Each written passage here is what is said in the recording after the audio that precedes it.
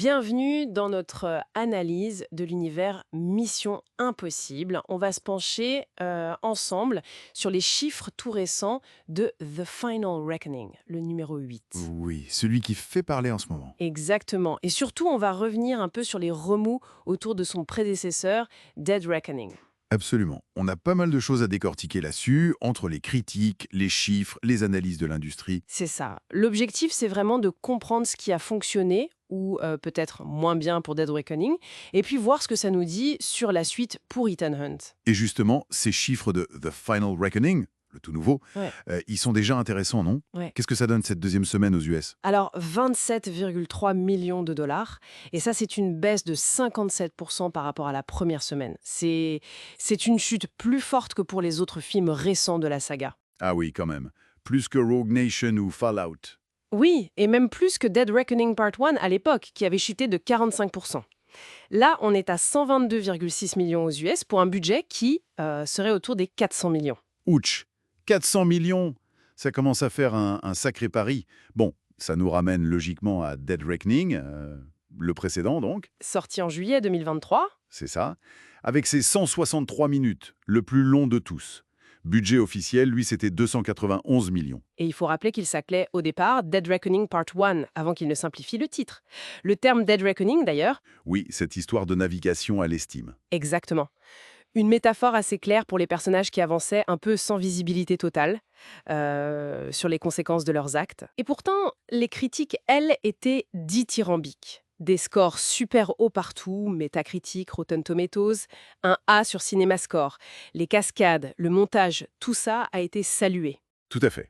Un vrai succès critique. Mais voilà, commercialement, c'est plus nuancé. Beaucoup parlent de performance en demi-teinte. Alors, la question, c'est pourquoi? La première explication qui vient tout de suite, c'est la concurrence, le fameux Barbenheimer.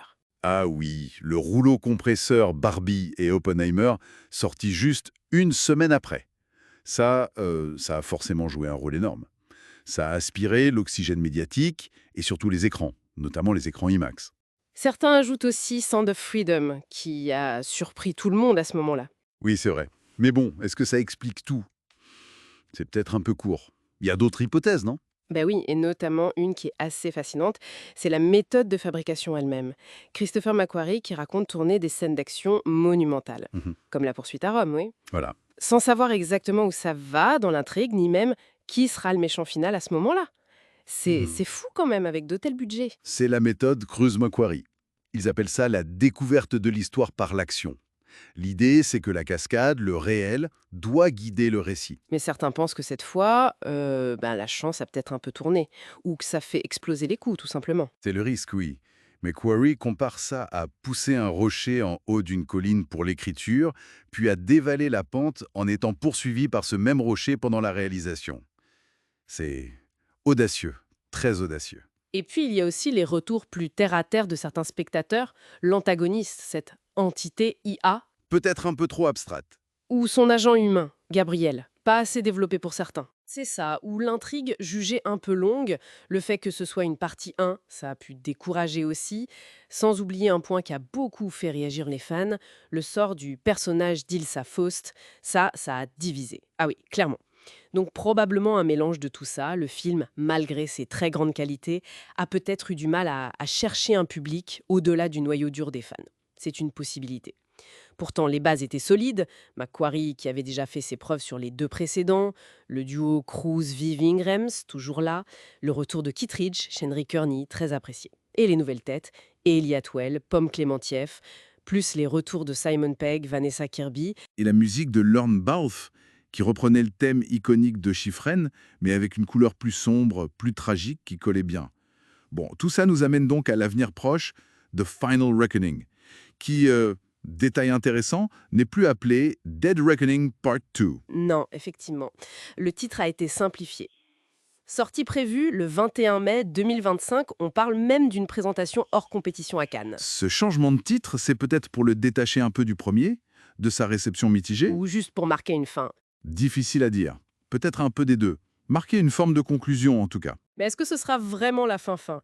Cruise et Macquarie, ils ont déjà l'air d'avoir des idées pour après. On les imagine mal s'arrêter là, non? Disons que la porte n'est pas complètement fermée, voilà. Pour résumer, Dead Reckoning, c'est un cas intéressant.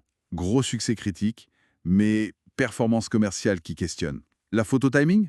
À la méthode de production? À des éléments du film? Sans doute une combinaison. Du coup, les attentes sont fortes pour The Final Reckoning. Très forte. Et ça soulève une question un peu plus large sur la franchise, je trouve. Ah oui, Laquelle? mais cette méthode de fiation à l'estime où l'histoire se construit un peu au fur et à mesure, autour des morceaux de bravoure, est-ce que ça ne finit pas par limiter, comment dire, la profondeur thématique possible au-delà du grand spectacle?